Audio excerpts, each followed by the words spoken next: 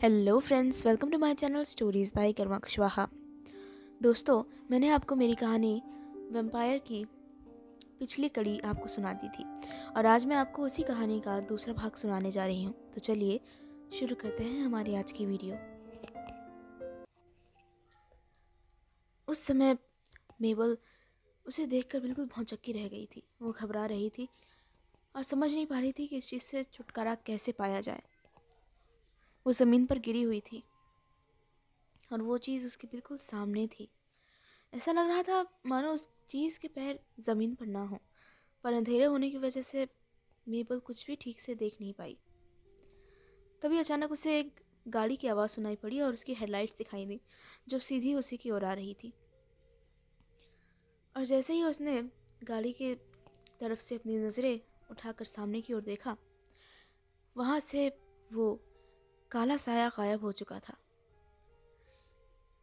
मेबल ने फ़ौरन हाथ देकर गाड़ी वाले को रुकने का इशारा किया और गाड़ी वाला फ़ौरन रुक गया।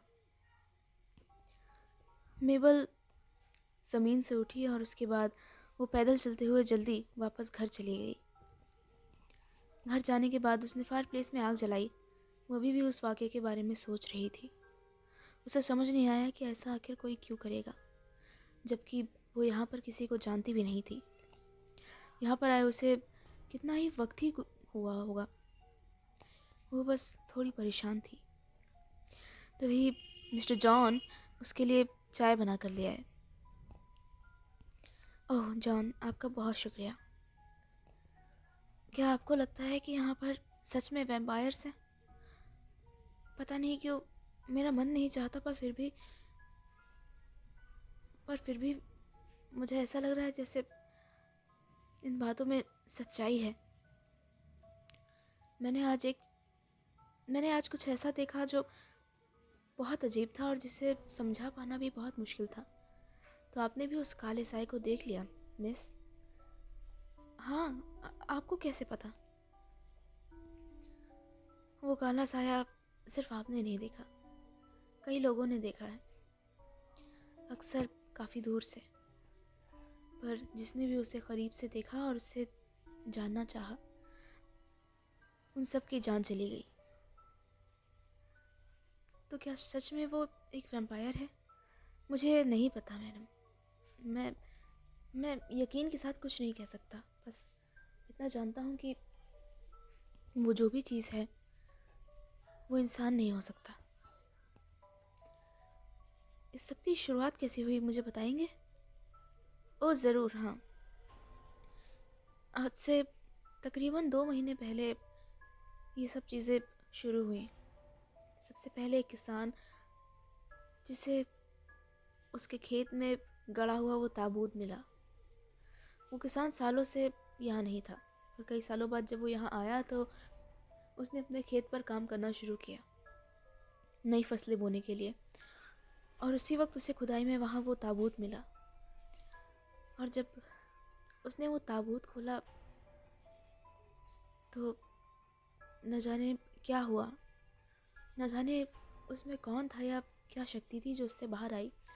और अब बाहर आने के बाद सबसे पहले उसने उस किसान की जान ली और उसके बाद उसके पास बंधे हुए सभी मवेशियों की जान ले ली। Oh my God! और उसके बाद क्या हुआ? उसके बाद भी कई दिनों बाद इसी तरह की खबरें दोबारा से सुनाई पड़ी। अक्सर किसानों के जानवर मारे जाते थे और एक दो नहीं, झुंड के झुंड। किसी किसी किसान के तो सभी जानवर मार दिए गए रातों रात, बिना उसे पता चले। और जब जानवरों से उसका मन नहीं भरा तो उसने इंसानों को अपना शिकार बनाना शुरू किया। आज तक कई लोग लापता हो चुके हैं इस गांव से। कुछ की लाशें मिलती हैं तो कुछ की नहीं मिलती। आपको ऐसा क्यों लगता है आपको ऐसा क्यों लगता है कि हेनरी को एक वैम्पायर ने मारा? इसकी एक सीधी वजह है, उनके शरीर में एक बूंद भी खून नहीं था। अगर आपने डॉक्टर की बातें सुनी तो आपको पता होगा। जी हाँ, मैं जानती हूँ। और यकीनन जानती हूँ, पर बस समझ नहीं आया कि उसने मुझे कुछ बताया क्यों नहीं, और आखिर हेनरी ही क्यों। इस घर में कितने लोग और रहते हैं, और हेनरी तो बहुत सीधा था, उसने किसी का कुछ बुरा नहीं किया था आज तक। आई नो मिस, किसी ने किसी का भी बुरा नहीं किया था। उस जीव के बारे में तो कोई जानता भी नहीं है, वो बस उसका पेट भरने के लिए ये सब कुछ करता है। इंसानी खून से ही उसका पेट भरता है। इतने में मेपल को नीचे किसी के पियानो बजाने की आवाज़ आई। उसने वो आवाज़ बहुत गौर से सुनी। मिस्टर जॉन, यस, ये पियानो कौन बजा रहा है? ओह, मुझे लगता है कि हमारे दूसरे किराएदार वापस आ गए। वो पियानो बजाते हैं? हाँ, वो किसी तरह के म्यूजिशियन हैं। आई डोंट नो वो क्या काम करते हैं मिस। इसी तरह गायब रहते हैं और 1-2 दिन बाद ही लौटते हैं घर। उनका ज़्यादा किसी से मेल जोल नहीं है। उनका हेनरी के साथ भी उठना बैठना बहुत कम था। ओके। जबकि मिस एनाबेल उनसे कहीं उलट है, वो बहुत अच्छे स्वभाव की हैं। जबकि हेनरी बीमार था, मिस एनाबेल ने उसकी बहुत देखभाल की। आई नो, मैं उनसे मिल चुकी हूँ। वो काफ़ी अच्छी लेडी हैं, पर मुझे इस दूसरे किराएदार से भी मिलना है। हाँ बिल्कुल, उसका उसका कमरा नीचे नीचे जाके दाईं ओर है। ठीक है, आपका शुक्रिया।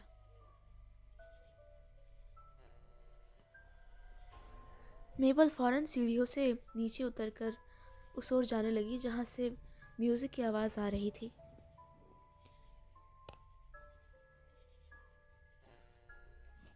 और कुछ ही देर बाद वो एक दरवाजे के सामने पहुंची। म्यूज़िक की आवाज़ अब काफ़ी गहरी हो चुकी थी।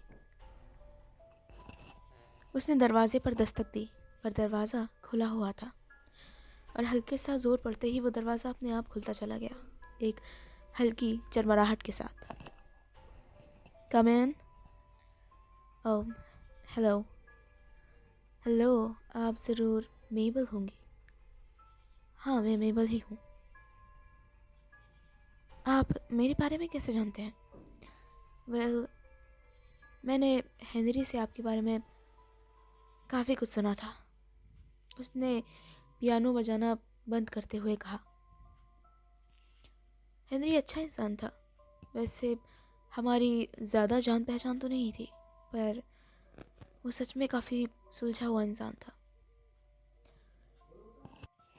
जी हाँ, वो बहुत अच्छे इंसान थे और बहुत साफ स्वभाव के थे। उनके साथ क्या हुआ, बस इसी बात का पता लगाने के लिए मैं यहाँ रुकी हूँ, और जब तक मुझे पता चल नहीं जाता तब तक मैं यहाँ से कहीं नहीं जाने वाली। फिर तो बहुत अच्छा रहेगा। हेनरी के बाद आखिर कोई ना कोई तो चाहिए जो इस घर को चलाए। जी हाँ। वैसे आप काम क्या करते हैं? ओह, मैं म्यूज़िशियन हूँ। यहाँ वहाँ मेरे छोटे मोटे कॉन्सर्ट होते रहते हैं। मैं वायलिन और पियानो बजाया करता हूँ, और दोनों में बहुत पेशेंस लगती है। आपने इस तरह कमरे में अंधेरा क्यों कर रखा है? ओह वेल, क्योंकि मेरी ज़िंदगी में पूरी तरह से अंधेरा ही है। क्या मतलब है आपका? अम, जब मैं 5 साल का था, उस वक्त खेलते वक्त मेरी आंखों में चोट लग गई, और उसके बाद मेरी दोनों आंखों की रोशनी हमेशा के लिए चली गई। पर मेरी आंखें जाने की वजह से मुझे एक फ़ायदा हुआ। मैं अपने बाकी सभी सेंसेस का अच्छे से इस्तेमाल करने लगा। मुझे छोटी से छोटी भी आहट सुनाई दे जाती है। किसी भी चीज़ की बनावट को देखकर उसे परख सकता हूँ। हवा की सुगंध महसूस करके बता सकता हूँ कि मैं कहाँ पर हूँ, और यही तो फ़ायदा है। हाँ वेल, ये तो अपने आप में एक मुश्किल है। आपने इसे ठीक से अपसेट किया है, इसलिए इसे शायद आपको अब इसकी आदत हो चुकी है। हाँ, अब अगर कोई मुझे मेरी आंखें वापस लौटा दे तो मुझे उसके साथ सेटल होने में काफ़ी वक्त लगेगा। वेल, हेनरी पिछले 2-3 दिन से बहुत परेशान था। उसने शायद तुम्हें चिट्ठी भी लिखी, पर आई डोंट नो कि वो चिट्ठी तुम तक पहुंची या नहीं। सब मुझसे यही कह रहे हैं, पर वो चिट्ठी मुझ तक नहीं पहुंच पाई। ओह, ये बहुत अफसोस की बात है। पिछले कई दिनों से इस गांव में इसी तरह की कहानियां सुनने में आ रही है। तकरीबन 20 लोग मर चुके हैं इसी तरह से। पर वो सभी घर से बाहर कुछ ना कुछ करने गए थे। पर हेनरी, वो ज़्यादा बाहर नहीं निकलता था क्योंकि उसका मेन काम यहीं पर था। तुम तो जानती ही हो, हेनरी लिखने का काम करते थे। हाँ, लिखने का काम करता था, और वो सारा काम वो यहीं से करता था। वो बाज़ार जाने के लिए भी बहुत मुश्किल से निकलता था। वो सभी काम तो मिस्टर जॉन करते हैं। मेरा घर में रहना बहुत कम ही होता है, इसलिए मैं उससे ज़्यादा जान पहचान नहीं बढ़ा पाया। आप यहाँ कब से हैं मिस्टर? मेरा नाम जेम्स है। मैं यहाँ पिछले 2 महीने से हूँ। बस कुछ दिन पहले मैं यहाँ पे आया था, और ये मुझे रहने के लिए बेहद मुनासिब जगह लगी। दुनिया भर के शोर शराबे से दूर, और काफ़ी अच्छा मौसम रहता है यहाँ का। मिस एनाबेल को जानते हैं आप? हाँ, वो भी मेरी तरह यहाँ एक किराएदार है। मेरे आने के 2 ही दिन बाद शायद वो भी यहाँ पे आई थी। अच्छा, हाँ। और आप दोनों से पहले? मुझे नहीं पता कि मुझसे पहले यहाँ कौन रहता था, क्योंकि जानती हैं, आपको मैंने बताया कि मैं हेनरी से ज़्यादा बात नहीं करता था। आई सी। ठीक है, आपसे मिलकर बहुत खुशी हुई मिस्टर जेम्स। जेम्स की कही हुई बातें मेपल के दिमाग में कई तरह के सवाल पैदा कर रही थी। मेपल पूरी तरह से चकराई हुई थी कि किस पर भरोसा करे और किस पर नहीं। वो हालातों को समझने की कोशिश कर रही थी। उससे पता नहीं क्यों अपने दोनों किराएदारों पर थोड़ा शक हो रहा था। पर हाँ, इसमें मिस एनाबेल का पलड़ा जेम्स से थोड़ा ज़्यादा भारी था। पहली बात तो ये कि एनाबेल हमेशा घर पर ही रहती थी, और उसकी हेनरी से अच्छी दोस्ती भी थी। और जेम्स अक्सर घर से बाहर रहा करता था, खासकर रातों के वक्त। और ये बात उसे कुछ अंधेरे और शक के दायरे में ला रही थी। मौसम ठंडा होता जा रहा था। बाहर बर्फ पड़नी शुरू हो गई थी। घर की छत पूरी तरह सफ़ेद बर्फ से ढक गई थी। मेपल घर में ही रुकी रही। वो उस दिन घर से बाहर नहीं गई। इसी तरह करते करते 2 दिन बीत गए, और 2 दिन बाद मेपल को एक चिट्ठी मिली। ये चिट्ठी उसकी आंट मैरी ने उसे यहाँ भेजी थी। एक आंट मैरी की खुद की चिट्ठी थी, और दूसरी वो चिट्ठी जो हेनरी ने मेपल को लिखी थी। ये चिट्ठी मेपल तक पहुंच पाती उससे पहले ही ये दुर्घटना घट गई, और इसलिए मेपल कभी नहीं जान पाई कि उस चिट्ठी में क्या था। आखिरकार आज मेपल ने वो चिट्ठी खोली, और उसमें लिखा था, हेलो माय डियर मेपल, यहाँ सब कुछ बहुत जल्दी बदल सा रहा है। इतने दिनों मुझे यहाँ कोई परेशानी नहीं हुई, और मैं बहुत आराम से था यहाँ। सब कुछ बहुत अच्छा चल रहा था। सभी लोग जिन्हें मैं जानता हूँ वो मेरी पूरी मदद करते हैं। मुझे यहाँ रहना सच में बहुत पसंद है, पर पता नहीं क्यों पिछले 2 दिन से अचानक मेरी तबीयत और ज़्यादा ख़राब हो गई है।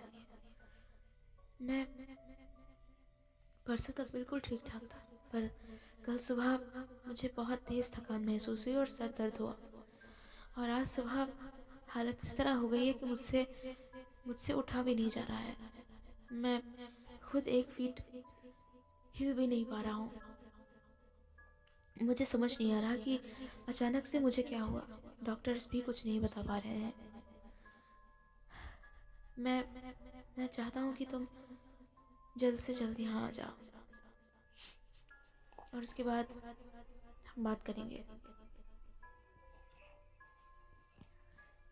जॉन, क्या आप मुझे कुछ भी ऐसा बता सकते हैं जो मुझे समझ नहीं आता कि मैं क्या करूं? अगर ये उस शैतान का भी काम है तो मैं जानना चाहती हूँ कि आखिर वो शैतान है कौन। देखो बेटी, मुझे नहीं पता, पर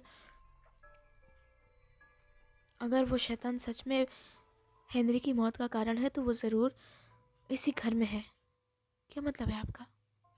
मेरा मतलब है कि हेनरी की मौत इसी घर में हुई। 3-4 दिन से वो घर से कहीं हिला भी नहीं था बेटा। मुझे लगता है कि हमारे दोनों किराएदार, हाँ, पता नहीं क्यों मुझे मिस्टर जेम्स पर थोड़ा शक हो रहा है। आई डोंट नो व्हाई, पर मुझे उनकी हरकतें कुछ ठीक नहीं लगती। वो किसी से ज़्यादा बात नहीं करते हैं, अपने कमरे में बैठे रहते हैं। उनके कमरे में रोशनी का कोई साधन नहीं है, वो अंधेरे में रहते हैं। मैंने उनके कमरे की लाइट्स ऑन करने की कोशिश की, पर पता चला कि उन्होंने वहाँ का बल्ब ही निकलवा दिया है। ऐसा क्यों? मुझे नहीं पता, पर कुछ ऐसी बातें हैं जो तुम मिस एनिमल के बारे में भी नहीं जानती होंगी। जैसे कि क्या? मिस एनिमल मिस एनिमल एक बैलरीना है और उनके भी शोज़ रात के वक्त होते हैं, मैं मानता हूँ। पर ऐसा अक्सर होता है कि वो पूरी पूरी रात गायब होती हैं और सुबह के वक्त वापस आती हैं। पर ये बात साबित नहीं करती कि वो, हाँ, पर एक तरह का शक तो है। जी हाँ। वक्त बीतता जा रहा था।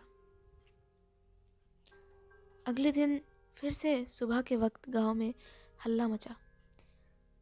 किस बात के लिए ये शोर शराबा हो रहा था वो देखने के लिए मेबल घर से बाहर आई और बाहर जाकर उसने देखा कुछ ही दूरी पर एक खाली खेत। वहाँ पर कुछ भीड़ इकट्ठी थी। मेबल वहाँ जॉन को अपने साथ लेकर गई और उन्होंने वहाँ जाकर देखा, वहाँ 2 किसान मरे हुए पड़े थे। उनकी भी गर्दन पर ठीक उसी तरह का सुई जैसा निशान था और उनके शरीर भी पूरी तरह सफ़ेद पड़ चुके थे। ओह जीसस क्राइस्ट! ये तो बिल्कुल वैसा जैसा हेनरी के साथ हुआ। जी हाँ, मिस्टर जॉन पर। क्या आप में से किसी ने देखा ये किसने किया? शैतान, शैतान। हाँ हाँ, ये शैतान का काम है। हाँ हाँ, ये शैतान का काम है। हाँ, ये वही शैतान है। चारों तरफ एक तरह का शोर सा उठने लग गया। मेबल फौरन वहाँ से निकल आई और वापस अपने घर आकर बैठ गई। मिस्टर जॉन, कल रात के वक्त मिस एनाबेल कहाँ थी? वो उसके शो के लिए गई हुई थी, जैसा कि मैंने आपको बताया था। और मिस्टर जेम्स, उनके बारे में मैं नहीं जानता। वो तो अक्सर 1-2 दिन बाहर ही रहते हैं। कुछ समझ नहीं आ रहा कि आखिर क्या किया जाए। कुछ ही देर बाद दरवाजे पर दस्तक हुई और एनाबेल घर के अंदर आई। उसके जूतों में मिट्टी लगी हुई थी। ओह गॉड, आज तो बाहर बहुत ठंड है। हाँ, ठंड तो है। आप कहाँ थी? ओह, मैं शायद मैंने आपको बताया नहीं। मेरे अक्सर शोज़ होते रहते हैं और मैं इसीलिए बाहर गई थी। काफ़ी लेट आई हैं आप? हाँ, क्योंकि क्योंकि ये सब कुछ रात भर चलता है, उसके बाद मुझे सुबह आते आते देर हो ही जाती है। मेबल, क्या तुमने आई मीन तुम्हें क्या लगता है कि मुझे नहीं पता इन सब चीज़ों के बारे में जो तुम मुझसे एक्सपेक्ट कर रही हो। आई नो तुम मुझ पर शक कर रही हो कि कहीं ये सब कुछ मैं तो नहीं कर रही। नो, ऐसा कुछ नहीं है। तुम्हें ऐसा क्यों लगा? वेल, कल शाम जब तुम दोनों बात कर रहे थे तब मैंने तुम्हारी कुछ बातें सुन ली। मैं अपने शो के लिए तैयारी हो रही थी उस वक्त। और सच बताऊं तो तुम्हारा शक जायज़ है, पर मेरी ज़िंदगी है और मैं इसे अपने तरीके से ही जीऊँगी, चाहे कुछ भी हो जाए। मेबल, तुम सच में अच्छी लड़की हो, पर सच बताऊं तो कभी कभी मुझे भी मिस्टर जेम्स पर काफ़ी शक होता है। कभी तुमने उसके हाथों पर बने हुए वो टैटूज़ देखे हैं, या फिर वो किताबें जो वो अपने साथ रखता है। आई मीन वो अंधा है, वो किताबें कैसे पढ़ सकता है? और उसके टैटूज वो किसी तरह के शैतान के चिन्ह हैं। शैतान के चिन्ह? हाँ। अगर तुम्हें भरोसा नहीं होता तो तुम खुद उसका कमरा चेक कर सकती हो। पर तुम्हें कैसे पता चला? ओह, वो मुझे मुझे भी पियानो बजाने का थोड़ा बहुत शौक है, और जब जेम्स घर पर नहीं होता था मैं वक्त गुजारने के लिए कभी कभी पियानो बजाया करती थी। और तभी मैं उसके कमरे में गई। मैं उसकी तरह इतना अच्छा पियानो तो नहीं बजा लेती, पर हाँ, मैंने बचपन में सीखा था। और उसी वक्त मेरी नज़र उसकी उन अजीब किताबों पर पड़ी। ओके, ठीक है, अगर ऐसा है तो मैं देखती हूँ जो भी मैं कर सकती हूँ। तुम्हारा बहुत शुक्रिया। हाँ, मैं बहुत थक गई हूँ और मैं आराम करना चाहती हूँ। ओके, तो दोस्तों, इसी के साथ ख़त्म होती है मेरी कहानी का दूसरा भाग, और मैं अपनी कहानी का तीसरा भाग जल्दी ही आपके लिए लेकर आऊँगी। मुझे इस बात का बहुत दुख है कि मैं आपके लिए रेगुलर वीडियोस नहीं ला पा रही हूँ। I am so sorry about this. पर दोस्तों, जल्दी ही मैं कोशिश करूँगी कि फिर से रेगुलर वीडियोस आने शुरू हो जाएं। और प्लीज़ दोस्तों, अगर आपके पास किसी तरह की सजेशंस हो, या ऐसे कोई टॉपिक्स हो, या ऐसे कोई अर्बन लीजेंड्स जिनके ऊपर आप कहानी सुनना चाहते हैं, तो आप मुझे कमेंट बॉक्स में कमेंट करके ज़रूर बताइएगा। और अगर आप मेरे चैनल पर नए हैं तो चैनल को सब्सक्राइब भी ज़रूर कर लीजिएगा। Thank you.